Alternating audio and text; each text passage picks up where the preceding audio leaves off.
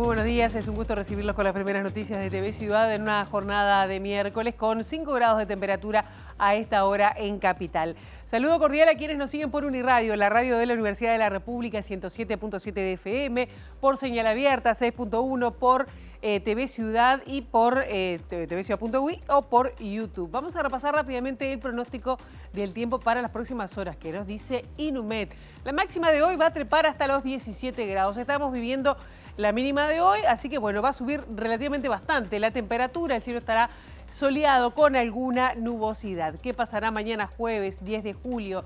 Las temperaturas extremas también relativamente templadas para lo que han sido los últimos días, 7 y 16. Tampoco hay perspectiva de lluvias, el cielo estará soleado con alguna nubosidad y el viernes se mantiene prácticamente similar, con una temperatura mínima, bueno, relativamente agradable para lo que es esta época del año. 9 grados la mínima, 16 la máxima según el pronóstico de Inumet. Tenemos muchos temas para compartir con ustedes hasta las 9 de la mañana y muchos de ellos tienen que ver con temas políticos e incluso de política internacional, porque Uruguay se anunció que va a firmar este miércoles en Kuala Lumpur un acuerdo comercial con la Asociación de Naciones de Asia Sudoriental, integrada entre otros por Tailandia, Indonesia, Malasia, Singapur y también Filipinas. Vamos a estar dando más detalles enseguida nada más. Sobre las 2 de la tarde, quien regresa al país es el presidente de la República, Yamandu Orsi. Lo hace en la base aérea número 1, donde va a ser la ceremonia de transmisión del mando por quien está ocupando la presidencia en funciones, Carolina Cose, y va a restituir el mando a el presidente Orsi. Esto será a las 2 de la tarde. La Comisión de Deportes y Juventud de la Cámara Baja aprobó convocar al ministro del Interior, Carlos Negro, tras los incidentes del domingo pasado en la final del torneo intermedio.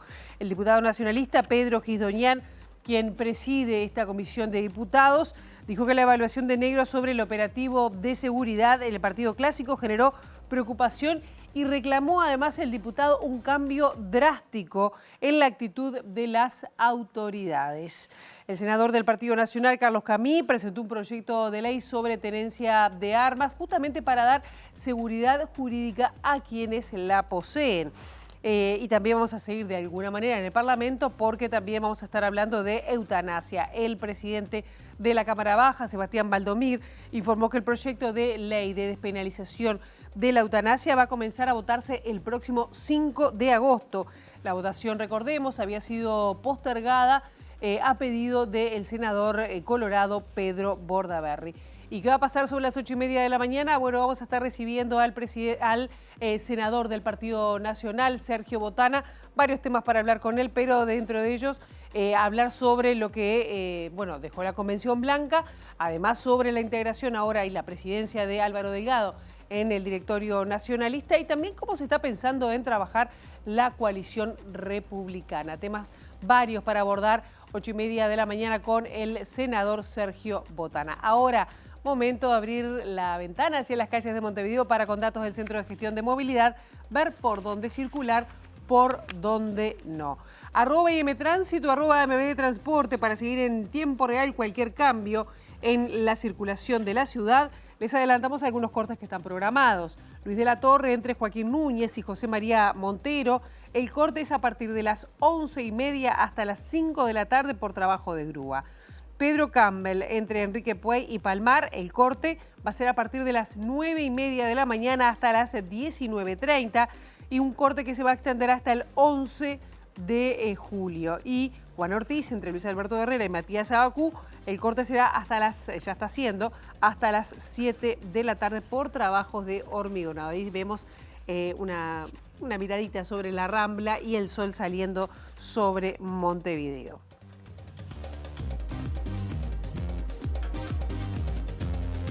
El ministro de Economía y Finanzas, Gabriel Odone, defendió el aumento de tope de endeudamiento hasta 3.450 millones de dólares para 2025 tras ser recibido por la Comisión de Presupuesto Integrado con Hacienda de la Cámara Alta, que analiza el proyecto de rendición de cuentas. Odone sostuvo que el incremento del resultado fiscal proyectado para este año representa 1 punto del Producto Interno Bruto. Como nosotros hemos afirmado, tenemos un incremento del resultado fiscal proyectado para este año de 1 punto del PIB, casi 1.000 millones de dólares. Eso es equivalente a un aumento de la deuda neta por el mismo monto, 1 punto del PIB.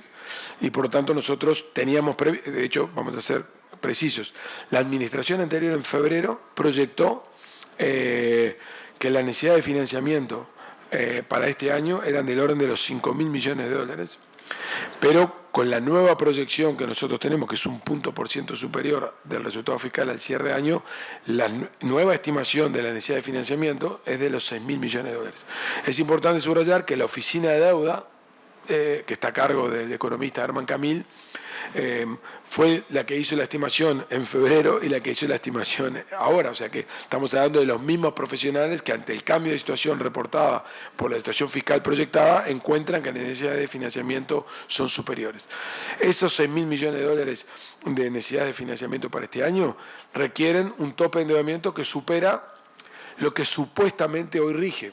Recuerden que la rendición de cuentas del periodo anterior no fijó un tope de deuda para el año 2025, con lo cual nosotros estamos interpretando, y queremos tener fundamento jurídico para hacerlo, que el tope de deuda que rige este año es el mismo que regía el año pasado. Si es así, nos faltan esos 3.000 y largos millones de dólares para poder enfrentar nuestros pagos este año. Y esa es la razón por la que nosotros entendemos que es necesario hacerlo. Y justamente el ministro de Economía, Gabriel Odone, va a anunciar una serie de medidas este mediodía para mejorar el clima de negocios, pensando además en las empresas, eliminando algunas cargas burocráticas. Pero volvemos al tema que recién estaba mencionando Odone respecto a el aumento del tope de endeudamiento. Quien se mostró en desacuerdo y rechazó esta medida es el senador suplente del Partido Colorado, Gabriel Gurméndez, quien discrepó con este aumento de tope establecido por el Poder Ejecutivo y sostuvo que la cifra incluida en el proyecto de rendición de cuentas es alta e inaudita. Como oposición, nosotros votamos en contra de los artículos planteados por el gobierno y fundamentalmente el del tope de endeudamiento. La cifra que se solicita para que se endeuden todos los uruguayos en 3.450 millones de dólares es una cifra inaudita, es muy alta, es una carga futura sobre los uruguayos que nosotros no compartimos y además nos parece muy inconsistente del gobierno, porque el gobierno es crítico del estado de las finanzas públicas, pero al mismo tiempo nos solicita endeudarnos para mantener el mismo nivel de gasto y el mismo nivel de déficit. Entonces, lo que nosotros sentimos, que nos importa el aquí, el ahora, la acción del gobierno, es que esto no es una rendición de cuentas, es una rendición del gobierno de hacer las cosas que tiene que hacer, es una resignación a mantener el estado de cosas. Endeudarse para mantener las cosas como están, si no están bien, nos parece inconsistente. Entonces, 3.400, las alternativas de un gobierno es gestionar bien los recursos de la gente, es manejar bien y gestionar. Gobernar es elegir, es optar, es tomar decisiones. Y por su parte, el senador del Frente Amplio, Sebastián Savini, se vio sorprendido porque, según dijo, la oposición no apoya una determinación tomada por el gobierno anterior respecto a la rendición de cuentas. El gobierno pasado no cumplió con ninguna de las metas que se había propuesto en materia fiscal que establecía la regla fiscal. Es decir, no cumplió en relación al gasto, no cumplió en relación al déficit y no cumplió tampoco en relación a la deuda. ¿Está bien?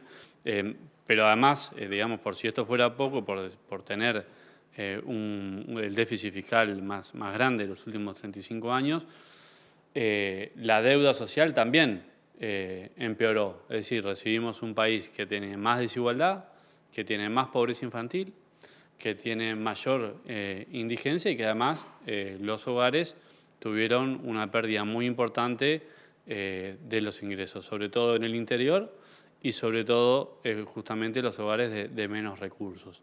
Entonces, el aumento de tope de deuda tiene que ver con esto, con hacer frente a una serie de gastos postergados, fundamentalmente en ACE, en la compra de medicamentos, con facturas que no estaban incluidas dentro de los sistemas contables, gastos en relación al Ministerio de Defensa, por tanto las patrullas oceánicas, la compra distintos equipamientos como los aviones, y a su vez otros gastos asociados que también tienen que ver con diferentes organismos. El Comité de Política Monetaria del Banco Central resolvió bajar la tasa de interés de 9,25 a 9% porque es consistente con la baja de la inflación. La autoridad monetaria señaló en un comunicado que la inflación se mantendría en torno a la meta de 4,5% durante los próximos 2 años. En junio la inflación volvió a descender y se ubicó en 4,59% en línea con la meta del Banco Central, dinámica que también se refleja en la inflación subyacente. Sin embargo, persiste la rigidez en la evolución de los precios de los bienes y servicios no transables. Las expectativas de inflación a 24 meses continúan alcanzando nuevos mínimos históricos. Las de los analistas y de los mercados financieros se redujeron a 5,2% y las de los empresarios a 6%. De este modo, el promedio se sitúa en 5,5% dentro del rango de tolerancia por tercer mes consecutivo. Las proyecciones de inflación del Banco Central se revisaron a la baja y muestran que se mantendría en torno a la meta de 4,5% durante los próximos 2 años. A nivel global se continúa observando debilidad en el valor del dólar y por otra parte se reduce la incertidumbre comercial y geopolítica, lo que mitiga la volatilidad de los precios internacionales. En este contexto, el Comité de Política Monetaria valoró la importancia de mantener una política que consolide la inflación en la meta y refuerce la trayectoria descendente de las expectativas hacia ese nivel. En la medida en que la inflación evolucione conforme a lo esperado y las expectativas de los agentes sigan descendiendo, el Banco Central entiende que podría haber espacio para continuar revisando la tasa de interés a la baja. La Comisión de Deporte y Juventud de la Cámara Baja resolvió convocar al ministro del Interior, Carlos Negro, y también a los sindicatos policiales para abordar justamente el tema de la violencia en los escenarios deportivos. El diputado blanco Pedro Gisdoñán, presidente de la comisión, dijo que generó preocupación las declaraciones del ministro Negro sobre la evaluación del operativo de seguridad del clásico del domingo pasado y reclamó un cambio drástico en la actitud de las autoridades. En la comisión de hoy lo planteamos como una necesidad, quedamos profundamente preocupados con lo que fueron las declaraciones del ministro de ayer. Obviamente que los hechos del domingo en el estadio no pueden pasar desapercibidos, creemos que fue muy grave, las consecuencias han sido muy importantes y en la comisión hoy resolvimos justamente citar al ministro del Interior y también a los sindicatos policiales para que den su punto de vista de una situación que consideramos dramática y que tiene que tener un cambio drástico en lo que significan las acciones, porque, como decíamos hoy, no se pueden esperar resultados distintos haciendo siempre lo mismo. ¿Esos cambios qué deberían ser? ¿Cambiar reglamentos, cambiar sanciones? Obviamente que una de las patas es el tema legal. Nosotros creemos que esto va más allá de lo que pueda significar una norma, sino que tiene que haber un cambio de actitud de las autoridades, de las autoridades tanto nacionales como del fútbol, de los clubes, que haya, sí, por parte de los que están involucrados un trabajo serio, una explicación. No puede ser que cada vez que pase algo las cámaras no andan o es complicado hacer un seguimiento.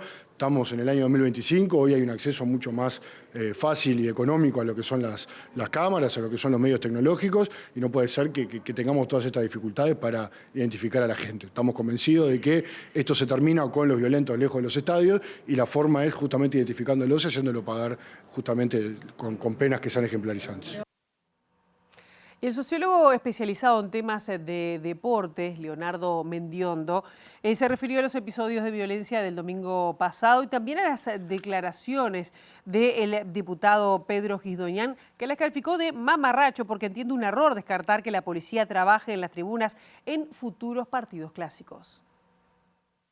Los antecedentes que tenemos, de acuerdo a los datos del observatorio, no ha parado de crecer. Entonces, en un contexto, una sociedad que cada vez está más violenta, ¿no?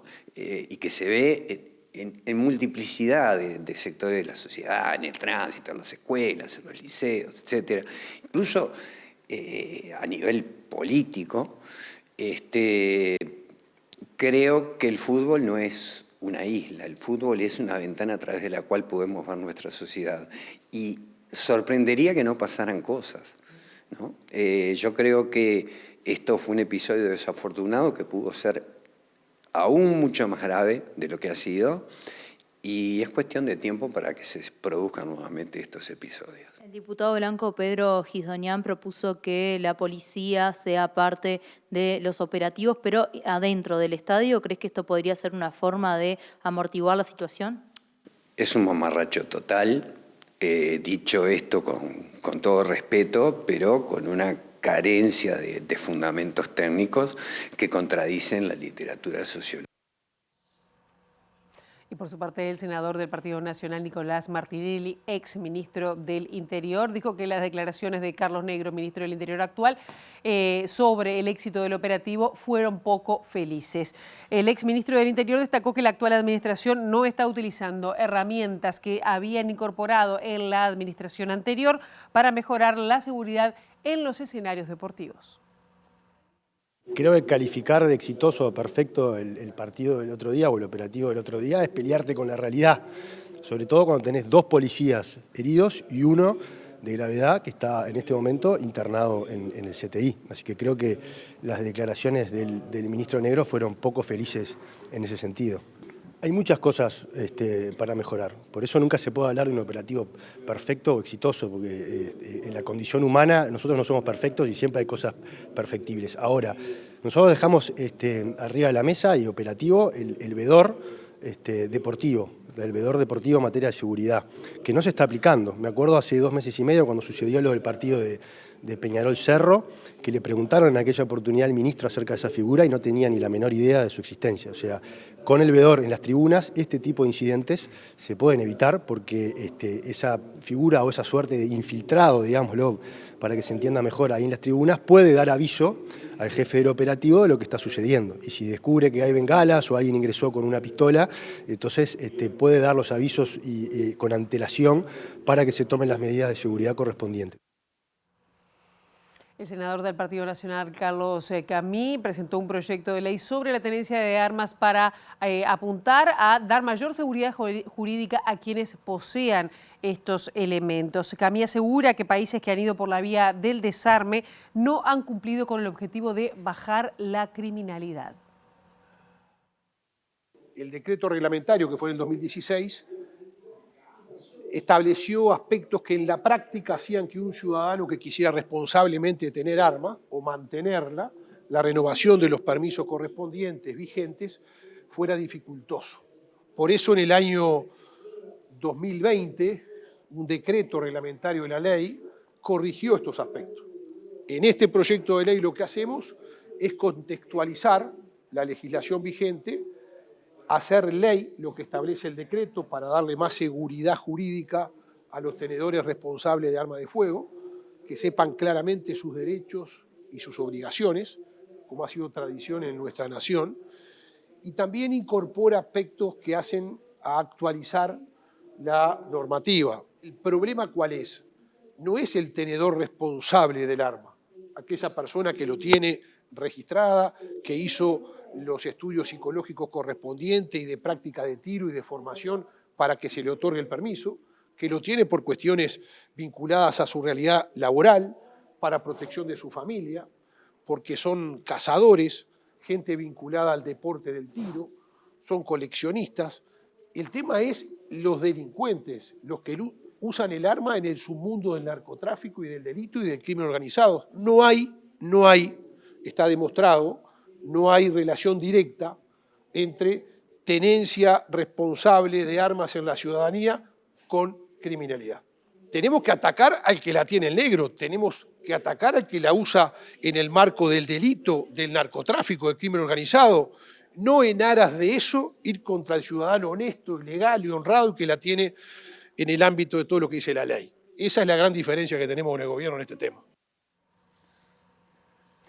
La Cámara de Diputados pospuso la votación del proyecto de ley de eutanasia que estaba agendada para el próximo miércoles tras un planteo del senador colorado Pedro Bordaberry. El texto se va a votar el 5 de agosto y el presidente de la Cámara Baja, el Frente Amplista, Sebastián Valdomir, señaló que los votos en diputados están asegurados.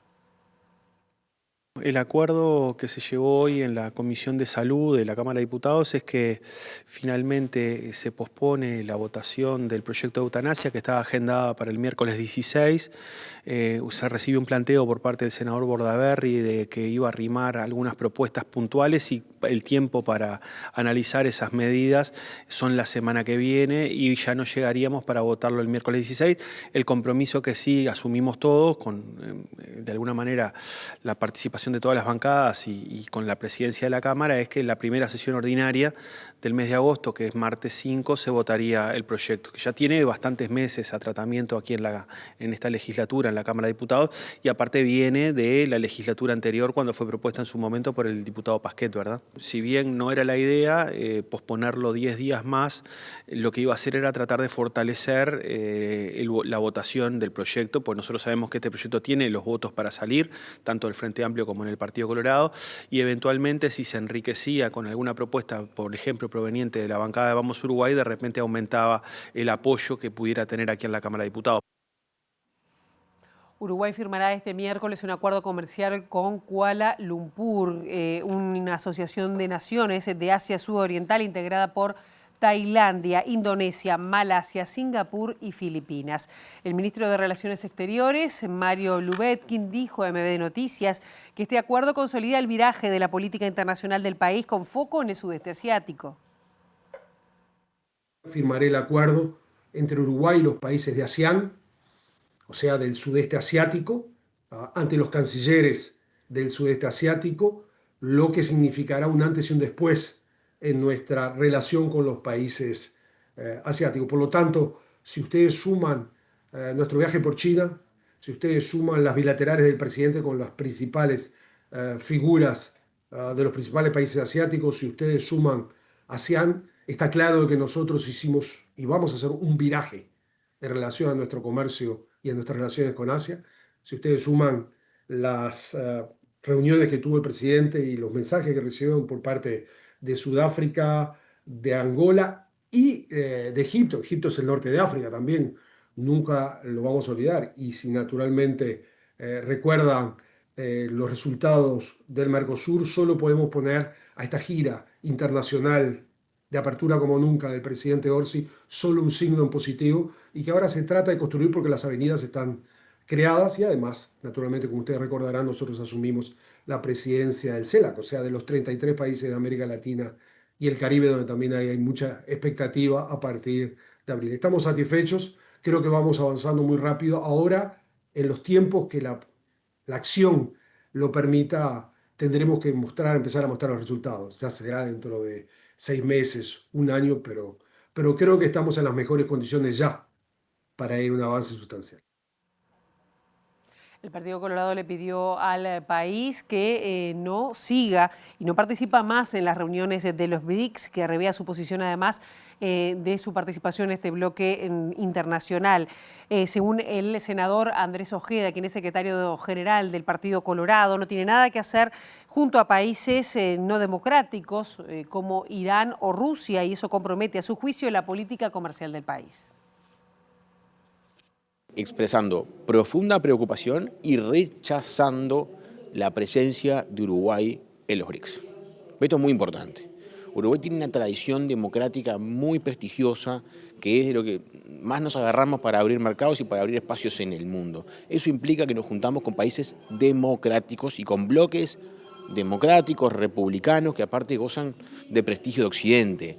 En los BRICS nos tenemos que sentar en la mesa con Irán, con Rusia. Digo, ese no es el espacio para el Uruguay para crecer. Yo creo que si Uruguay quiere abrir un mercado bilateral con la India, puede caminar un camino con la India. No precisa sentarse a la mesa a legitimar a Rusia o a Irán. Nosotros rechazamos la presencia de Uruguay en una mesa en la que están Rusia, Irán como pares, socios o lo que sea, porque ahora lo escuché al canciller relativizar, porque en realidad Uruguay no es parte. Bueno, Uruguay estaba en la mesa sentado con países con los cuales no comulgamos ni tenemos ningún proyecto de futuro, ni siquiera comercial. Entonces, el Uruguay se juega la ropa y su futuro entero en su inserción internacional. Básicamente, si no colocamos nuestros productos al mundo barato y no recibimos inversiones, no crecemos. Y si no crecemos no se puede hacer nada. Entonces, evidentemente, este tipo de decisiones internacionales que a veces quedan un poco atrás en la agenda, porque se las come la agenda diaria del Uruguay, deberían tener otro destaque. Nosotros rechazamos la presencia de Uruguay con los BRICS y le pedimos al gobierno que no vaya más y que revea esta posición porque es peligrosa para el desarrollo del país y compromete relaciones comerciales importantes del Uruguay. Por su parte, el senador del Frente Amplio, Daniel Cayani, defendió la presencia de Uruguay en la cumbre de los BRICS, y ya que consideró además que le abre puertas en materia comercial. A su entender, Uruguay volvió a ponerse de moda a nivel internacional, algo que Cayeni dijo que es importante para sus relaciones con otros países. Yo creo que Yamandú Orsi, el canciller Lubetkin, Uruguay en general en estas últimas semanas participó en una gira importante. Primero participó en una actividad en Sevilla, invitado por el propio presidente Sánchez de España, el rey de España, sobre los temas de cooperación. También participó en su primera cumbre de Yamandú Orsi en la cumbre de presidentes del Mercosur, también con novedades importantes en materia de cerrar un acuerdo comercial con los países del EFTA, que son los países que no integran la Comunidad Económica Europea, pero que sí que tienen un espacio económico común ellos mismos. Creo que eso es importante. Creo que también se puso, por otro lado, en perspectiva el posible cierre del acuerdo comercial con la Unión Europea, que creo que es algo que hace mucho tiempo que se viene trabajando, que sin duda haber participado como invitado el Uruguay en una cumbre tan importante como los BRICS que organizaba Brasil, uno de nuestros principales socios comerciales, que también participaba China, uno de nuestros principales socios comerciales, y que nos permitió, entre otras cosas, tener reuniones con países emergentes que tienen sin duda una potencialidad muy importante en materia comercial, como en el caso de la India, como en el caso de Vietnam. Creo que le abre puertas al Uruguay. El Uruguay no debe cerrar ninguna puerta en materia internacional, debe abrir todas las puertas posibles, primero para relacionarnos, después para también comerciar, que sin duda es importante porque nuestra producción nacional básicamente se produce justamente para exportar a los mejores mercados, y bueno, si logramos tener mejores calidad de acceso a determinados mercados, pagar menos aranceles, eso beneficia a la producción nacional y al trabajo nacional, y nadie que sea sensato, salvo que tenga una posición ideológica muy vetusta, puede estar en contra. Sabemos que el presidente de Sudáfrica invitó también a Uruguay a participar en la cumbre del G20, que se van a realizar también en Sudáfrica, y eso creo que también es importante. Es la primera vez que sucede, que se invita a un país que no es miembro del G20 y que además no es miembro, es decir, vecino del país que organiza el G20. El Uruguay está un poco de moda en ese sentido, ¿no? Es decir, el Uruguay volvió a estar como en la conversación internacional, creo que eso es importante. Al cierre de la administración departamental, el intendente Mauricio Zunino hizo un balance de su gestión, consideró que el déficit que deja es alto pero manejable. Dijo que el problema se debe a un ahogo financiero provocado por el gobierno nacional anterior, al que atribuyó una deuda de más de 30 millones de dólares y una política de transferencias discriminatoria. Cuando nos planteamos de esta situación y del déficit generado en el año 24, sí, es un déficit importante. Es un déficit más alto de los que veníamos acostumbrados en los años anteriores. Sin embargo, sigue siendo una cuestión estrictamente manejable. Seguimos estando muy por debajo de otros años en los cuales la Intendencia tuvo situaciones de ratios más altos. Es también parte, y lo que queremos volver a decir acá, de que ese resultado tiene elementos sobre los cuales llegamos, y uno de esos tiene que ver también con la creciente deuda del Poder Ejecutivo Nacional que se ha acumulado, que hoy está en más de 1.300 millones de pesos, sin incluir multas y recargos, solamente deuda por efectos tributarios en ese valor. Y que estamos negociando y que estamos tratando de poder generar mecanismos de pago con el actual gobierno, que fueron generados básicamente entre el año 23 y el año 24, la mayor parte de esa deuda, que es cuando hubo un cambio de criterio, en particular del gobierno anterior, del gobierno nacional anterior, y dejó de pagarnos. Pero que básicamente esperemos que puedan generarse los pagos correspondientes, porque eso puede ayudar sin duda al desarrollo de generar nuevos espacios fiscales para políticas públicas a la administración siguiente. El intendente de Montevideo, Mauricio Zunino, destacó las políticas sociales, las obras de saneamiento y la construcción de espacios públicos en el periodo. Además, en su discurso de cierre de gestión dijo que el transporte se debe transformar y pareció aludir al presidente de CUTSA, Juan Salgado, cuando destacó el subsidio al boleto y aseguró que es fácil jugar al empresario con fondos públicos. 48 horas antes del discurso de Zunino, Salgado declaró en El Observador que nunca tuvo tantos problemas con un intendente o intendenta de Montevideo como con el actual jefe comunal. Entre otras cosas, se quejó de atrasos en el pago del subsidio y dijo que la comuna se apropió de fondos del gobierno nacional que financian boletos gratuitos. Todos los años los subsidios brindados por la Intendencia de Montevideo vienen creciendo y eso es un subsidio que se hace a las tarifas, básicamente también porque en realidad no ha habido cambios sustanciales en la matriz de transporte en los últimos años. Si seguimos con una lógica de incremento de subsidios sin transformación, en realidad vamos a un modelo de crónica de una muerte anunciada, donde cada vez el aporte sea más grande y donde no tengamos soluciones definitivas de fondo. Hoy el sistema de transporte de Montevideo tiene un nivel de subsidios altísimo y eso es parte también de la contribución que tenemos sobre un sistema que no termina hoy de generar las condiciones necesarias. Jugar a ser empresario con 120 millones de aporte del gobierno nacional y departamental es muy fácil ser capitalista en ese sentido. Además, el intendente de Montevideo dijo que la oposición fue mezquina al no dar sus votos para iniciativas que requerían mayorías especiales y destacó las políticas sociales llevadas adelante durante un periodo que empezó en la pandemia, entre las que destacó el apoyo a ollas populares que se extiende hasta hoy y el Plan ABC. Eso tenía que ver con lo que nosotros nos planteábamos, con llegar a los barrios, con llegar a abordar las necesidades de trabajo, de expandir el sistema de salud, de llevar adelante procesos de alimentación, que terminamos llegando hoy a fin del periodo todavía con 240 ollas y merenderos populares a los cuales seguimos abasteciendo.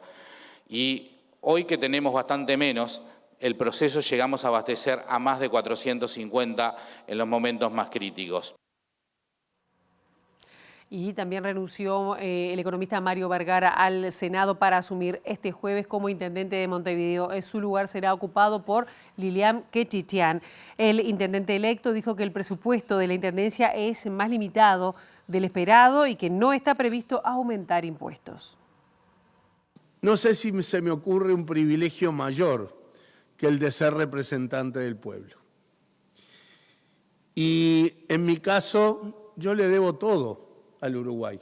La visión es la misma, la orientación de las políticas es la misma, el ritmo y las prioridades, o sea, qué cosas van a ir antes, qué cosas tendrán que esperar, es lo que va a quedar de alguna manera condicionado por la disponibilidad de recursos. Vamos a dialogar con el Gobierno Nacional, vamos a dialogar mucho con todos los partidos políticos que integran la Junta Departamental, porque creo que entre todos vamos a tener esa responsabilidad de tener recursos como para avanzar en políticas necesarias para el departamento. ¿Va a seguir siendo la prioridad? Sin duda, el tema de la limpieza y la gestión de los residuos es la prioridad definida por la próxima administración. No está sobre la mesa planes de incrementos tributarios, ¿verdad? Pero obviamente todo el esquema vamos a tener que discutirlo y analizarlo de cara al presupuesto que tenemos que conformar hacia fin de año. En las barras estuvieron presentes la presidenta en funciones Carolina Cose y el intendente electo de Canelones, Francisco Leñani. Hacemos una brevísima pausa. A la vuelta de la misma estaremos dialogando con el senador del Partido Nacional, Sergio Botana. Ya venimos.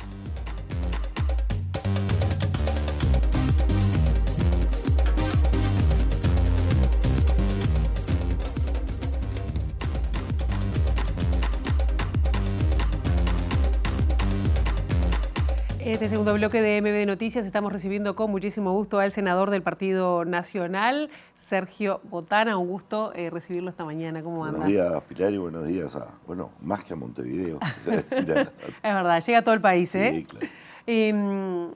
Yo quería hablar de la interna blanca, de cómo se proyecta y tal, pero solo un breve comentario respecto a esto que está sucediendo en estos días y que ha preocupado, que usted también se ha pronunciado respecto a lo que pasó el domingo en el Estadio Centenario, ¿no?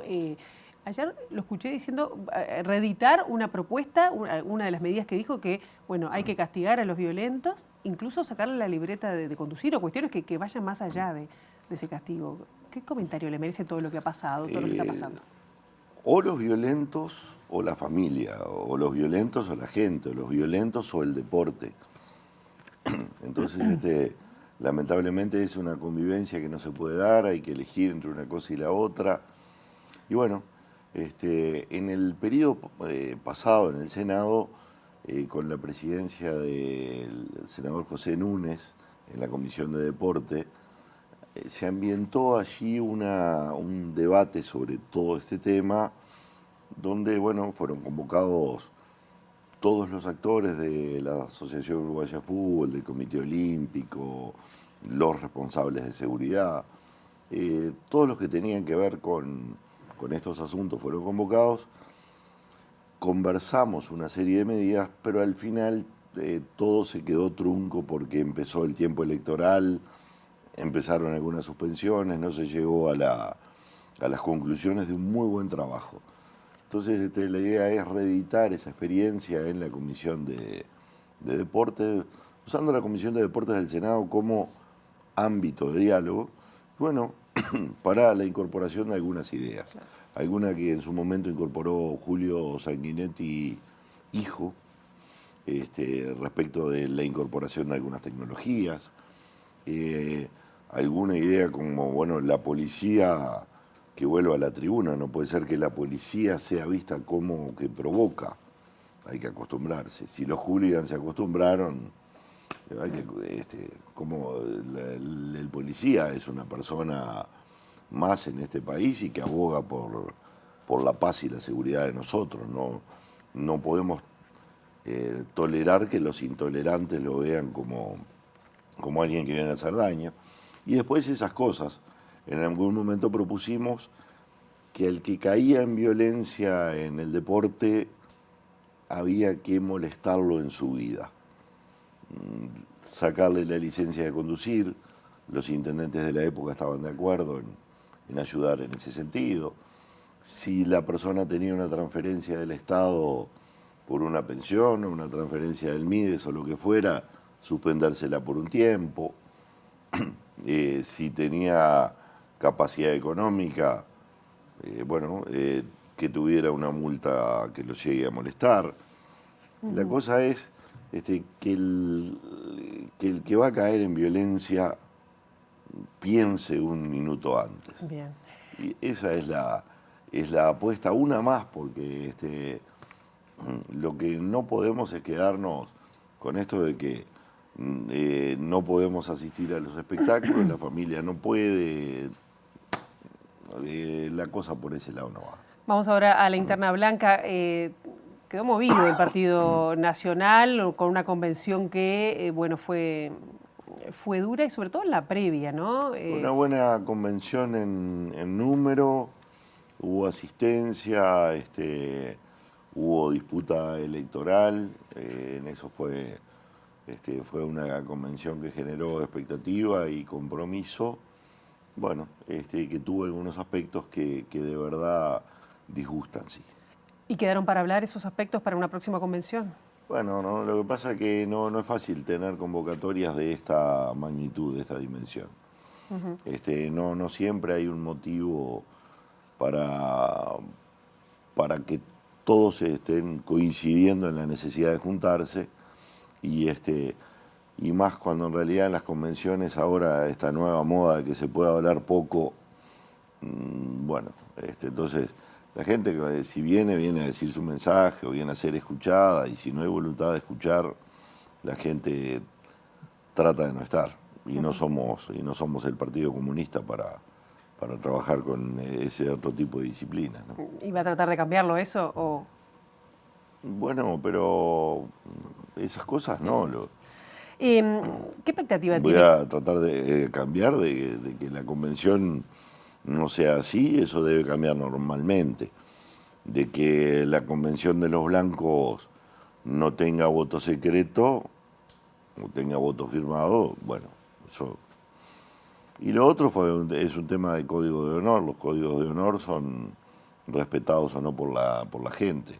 Antes era el que gana, gana, ahora es el gana la colectora. ¿Qué expectativas tiene del nuevo directorio, de la nueva integración y de la presidencia, ¿no?, de Álvaro Delgado? Yo digo lo que debería pasar. No, expectativas no tengo, ¿no?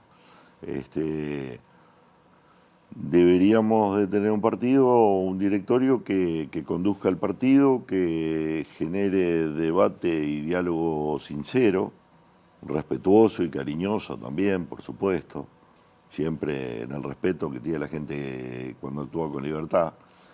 Y después y un partido que se haga respetar también, que no suceda lo que sucedió en este tiempo, con el caso de que nos nombraron una embajadora, que si nos hubieran consultado hubiéramos respondido que sí con mucho orgullo, pero que la nombre el gobierno, una representación claramente de nuestro partido sin consultar al partido, que la nombre directamente para un cargo de esta responsabilidad, es una falta de respeto, y a la falta de respeto se le responde con firmeza. ¿Y cuál hubiera sido la respuesta en el caso de lo de Beatriz Argimón?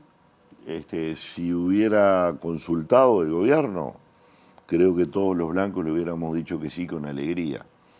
Y en la actitud que tuvo, tenemos que ser absolutamente críticos de la acción del gobierno. ¿Cómo va a venir a manosear un partido, meterse en las internas de los partidos? Eso no se hace. Claro, dijo que no tiene expectativa. ¿Por qué?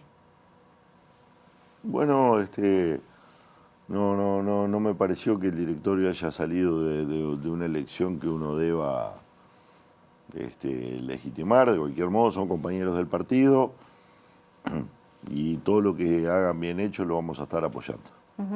El otro día leía que el tema de la elección de la presidencia de Delgado, por lo menos aún desde el Frente Amplio, pero también el Partido Colorado, fortalece el diálogo. ¿Lo ve así? Porque además no tiene aspiraciones como de ser líder en el 2029 y tal. Bueno, no sé quién es el analista, no se me ha dado por pensarlo de ese modo. En el caso de que, por ejemplo, Javier García está con una actitud más combativa. Que favorece el diálogo con el gobierno. Con el gobierno. Bueno. La actitud de los blancos tiene que ser de combate y también de construcción. Tenemos que tener la misma actitud que hemos tenido siempre frente a todas las cosas, pero además en estas circunstancias donde estamos con un gobierno que no tiene mayoría en una de las cámaras y sí en la otra, bueno, esto obliga a un nuevo tiempo en la política, a nuevos entendimientos en el Parlamento, a debates más profundos y más inteligentes. Hay que agregarle un poco de sabiduría a la política y por supuesto, lo combativo no debe ser beligerancia porque sí, debe ser combate de lo que está mal, con firmeza y buena disposición a entendernos en lo que está bien, porque lo que no podemos hacer los políticos es agarrar de rehenes al país, ¿no? Claro. Y con respecto a, por ejemplo, a lo que tiene que ver con el posicionamiento de la coalición republicana, tiene que dar un paso más, se va a trabajar eso del Partido Nacional, que es quien ha liderado todo esto. Digo porque también los colorados dicen, bueno, los acuerdos van a ser para todos los departamentos. Eso es un tema que indudablemente la gente viene incorporando, y en esto los partidos van a reflejar siempre lo que la gente diga. Yo no le tengo temor a la pérdida de perfil de los blancos dentro de una coalición. Los blancos, hace un siglo y medio que ya vivimos una experiencia de este tipo. Allá por 1870 pasamos de ser partido blanco a ser partido nacional en una fusión con otro partido. y nunca dejamos de ser blancos. Así que ¿Ve posible un acuerdo? yo creo que sí. Lo que no puede suceder es ser mayoría, como fuimos ahora a los partidos de la coalición, y terminar siendo minoría en el Senado. Fuimos mayoría en los votos y somos minoría en el Senado. Una cosa que de verdad no es de esas que no puede pasar en un país. Pero también las cosas al tiempo de la gente. Yo creo que la gente en este sentido viene marcando el rumbo y bueno, yo no apuraría el caballo. No quiero dejar de preguntarle por un tema que va a ser central este año, que tiene que ver con la rendición de cuentas y con lo que es la ley de presupuesto. Usted va a estar allí desde el Senado trabajando eso. ¿Cómo ve la perspectiva de esta rendición de cuentas que viene como muy discutida? Una lástima, ¿no? Una lástima porque no va a ser... Una lástima porque no es el mejor talante de la discusión. En un tema que no hay uruguayo que no sepa que la conducción económica del gobierno de la calle Pou fue una buena conducción económica. Algunos pueden discrepar en otras cosas, pero en la conducción económica fue de excelencia. Y máxima le tocó vivir la pandemia, el COVID, la invasión de Rusia a Ucrania, los desabastecimientos en el mundo, la inflación internacional que se produjo porque allí cuando se produce... Pero la que la están criticando son de parte de los blancos también. ¿Quién? De lo de la rendición de cuentas. ¿Quién está criticando?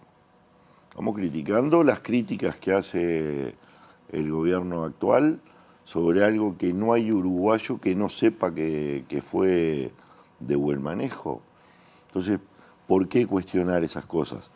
Y cuestionamos, sí, algunas cosas que sí hizo el gobierno, es que se comprometió a pagar unas cosas que nosotros entendíamos que el gobierno pasado no pagó, no para postergar un gasto, sino que no pagó porque entendíamos que no había que pagar esa plata del ferrocarril central, claro, por una obra que no estaba disponible, que no estaba como tenía que ser. Entonces, hay confusiones que no se pueden dar. Nos vamos y después a tener... la acusación de carnaval electoral, cuando todos sabemos que la razón del gasto medido en términos reales y su crecimiento fue exactamente otra, porque fue una cantidad nominal de dinero fijada y después baja de la inflación, y eso obviamente transforma ese dinero en masa en términos constantes, pero no tiene nada que ver eso con un carnaval. Esas acusaciones no se pueden hacer. Bien. Y eso lamentablemente le pone mal clima a una cosa que debió tener buen clima y buena resolución y entendimiento. Sergio Botana, se nos acabó el tiempo. Gracias, pero bueno, seguiremos hablando porque el presupuesto recién está por arrancar. El presupuesto comienza y vamos a tratar de que sea diferente y de que sea un presupuesto del Uruguay. Muchas gracias. El agradecido soy yo. Nosotros ahora vamos a tomar contacto con nuestra compañera Abril Mederos, que nos está convocando desde Exteriores. Abril, buenos días, bienvenida. Muchas gracias, Pilar. Exacto, porque desde el Ministerio de Salud Pública hay información sobre un aumento de casos de varicela, un 70% de incremento en 2025 con respecto al año pasado. Y para hablar sobre esto estamos con Natalie Rodríguez, directora del Departamento de Seguimiento de estas enfermedades. Rodríguez, gracias por estos minutos. Bueno, ¿qué diagnóstico se hace? ¿A qué se debe este aumento de casos de varicela? Bien, bueno, muchas gracias. Efectivamente venimos observando un aumento de casos en comparación con el mismo periodo del año 2024, pero tenemos que recordar que varicela es una enfermedad viral, que en nuestro país es endemioepidémica. Esto quiere decir que siempre tenemos algunos casos y que en algunos años estos casos aumentan. Y sobre todo puede darse este aumento asociado a brotes, es decir, a conjuntos de casos que se transmiten o que se contagian entre sí, que pueden estar vinculados a la ámbito familiar, cotidiano, o a ámbitos educativos, recreativos, o algún otro. Puntualmente, el Ministerio viene haciendo un monitoreo estricto de la situación.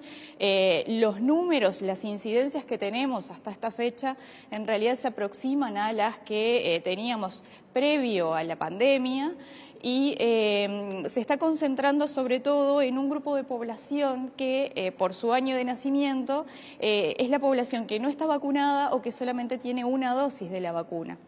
Recordemos que nuestro país tiene un esquema actual con 2 dosis de la vacuna que se reciben al año y a los 5 años de vida. Esta primera dosis se incorporó en el año 99 y la segunda dosis en el año 2014. Entonces hay un grupo de población que por su año de nacimiento puede no haber llegado a recibir el esquema de vacunación completo. ¿Dónde están concentrados estos casos? Justamente en este grupo mayor de 20 años, de 20 a 24 y de 25 a 29 años, que son las personas que no han cursado la enfermedad, porque justamente el impacto de la vacuna posterior a su comienzo se empezó a sentir y no recibieron las 2 dosis. Hay un elemento que es clave para limitar la transmisión de este virus, que tiene que ver con el aislamiento de la persona que está cursando la enfermedad. Varicela es una enfermedad muy contagiosa que se transmite tanto por vía respiratoria, a través de la tos, del estornudo, como por contacto directo con el líquido que está contenido en las vesículas o en las lesiones que son clásicas de esta enfermedad. De allí que es súper importante que la persona que esté cursando el cuadro mantenga las medidas de aislamiento hasta que todas las lesiones estén secas y en etapa de costra, cuidando el contacto, el no compartir objetos de uso personal, el no concurrir a lugares donde tenga que compartir con otras personas, sobre todo la consulta oportuna, y estas medidas deben extremarse cuando hay un contacto con personas que tienen un riesgo mayor de desarrollar cuadros graves de la enfermedad, que estas personas son quienes cursen alguna enfermedad que baje sus defensas, que limite su capacidad de defensas, o las embarazadas. Este grupo de población tenemos que tener especial cuidado si son los que para nosotros se denominan susceptibles, es decir, son personas que nunca tuvieron varicela y tampoco tienen el esquema de vacunación completa. En este caso, el Ministerio aplica ante cada brote no solo la investigación y la información, sino medidas de bloqueo, de control, que incluyen biológicos como las vacunas, como inmunoglobulina específica, como medidas de prevención general orientadas a la población.